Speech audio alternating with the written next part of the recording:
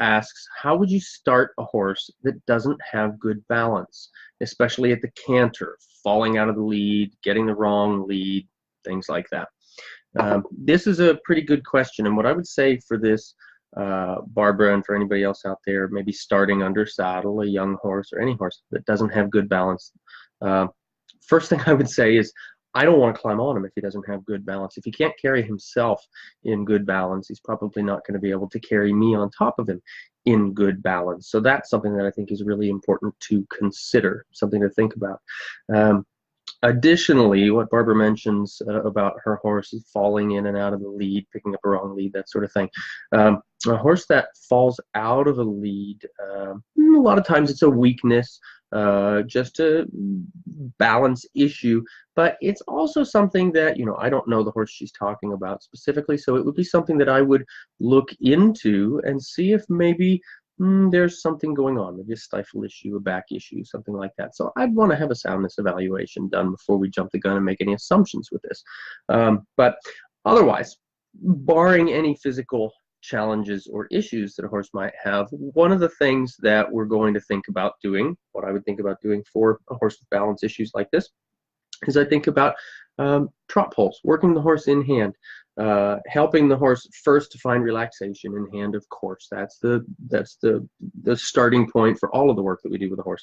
But I want to make sure from there then that we do some work over trotting poles, over canter poles, even walking poles of uh, various spacing and various elevation. That's going to be really good for a horse like that, for any horse really, but particularly for one when we're trying to work on developing better balance. I would work with, say, lunging a horse like that, working them out over various terrain, over kind of real world territory, not just in an arena.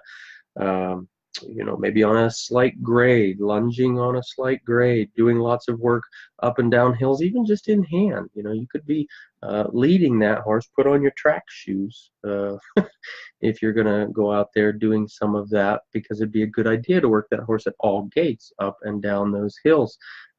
Or slight grades. Doesn't have to be a big hill, but that's definitely something to think about. And varied terrain is going to be a really good idea to help develop that horse's proprioception and good balance and muscle structures. It's really important to think too that when we're talking about working a horse to develop their balance, it's not just a one done kind of a thing.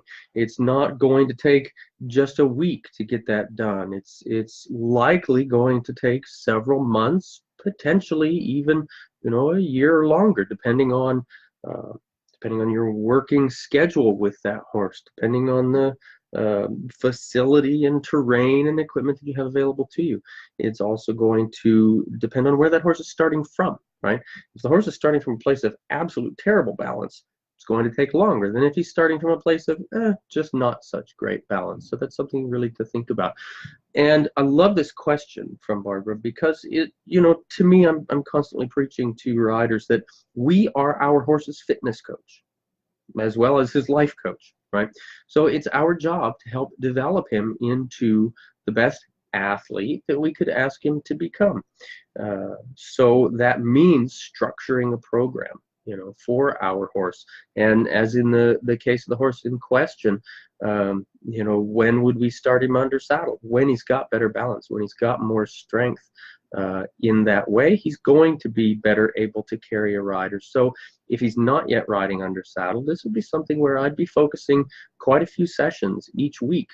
They don't necessarily have to be long sessions, but they do need to be sessions that are going to challenge his balance, challenge his proprioception, and help him to develop those better muscles that we're talking about. And again, I can't stress enough, we have to start from a point of relaxation. If we've got our horse going out, lunging over obstacles and on varied terrain, and he's going around upside down, giving his best impersonation of a giraffe, we're not going to be building the right muscles anyway. We're just going to be building more tension in a horse that's going around like that. So just because he's doing it doesn't necessarily mean that he's doing it right or doing it properly. Engaging the proper muscles. So that's something that is also going to be really important to think about.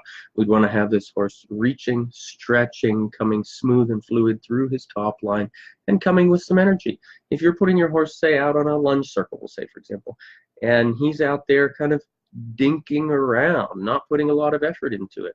It's kind of like if you or I go to the gym and we dink around and we don't put a lot of effort into it. What kind of results do you think we're going to get? Not very good ones, right? It's the same idea with our horse. So we need to be sure that we're treating him and training him like an athlete, because again, we are our horse's fitness coach. That's super important to understand. The question comes up oftentimes for me about this, the question of side reins and lunging rigs and things like that. I do believe that in certain cases, side reins and lunging surcingles and things like that are a good idea. I don't necessarily think they're always the idea or always necessary. There's plenty of horses out there that I don't think that that's a necessary thing for. But if our horse is weak enough or on the forehand enough or has poor enough balance, sometimes those auxiliary aids like that can be helpful if used properly. And again, it's just like the exercise. If the exercise is done properly, it will help the horse. If these auxiliary aids and tools are used properly, they can also help the horse. So that's something that we need to keep in mind as well. I'm not going to jump right away to using auxiliary aids like that, but I'm also not going to rule them out, because there are times, used properly for certain horses, they can be very helpful. So Barbara and anybody else out there working with a horse with potential balance issues, I hope that you found this helpful. Please feel free, share this video with your friends or tag them in it directly if you'd like to. Give me your 2 cents about that. What do you do to help your horse with his balance issues? Share that for me in the comments section here. And don't forget, gang, keep on sending in your questions. You can email them, you can send them direct message, you can send a pigeon if you want to, that's fine. Smoke signals on the hillside, that's cool. Send them to me any way you like. Any of your questions about your horses or your horsemanship, you guys keep asking questions. I'll keep talking about horses. Thanks so much.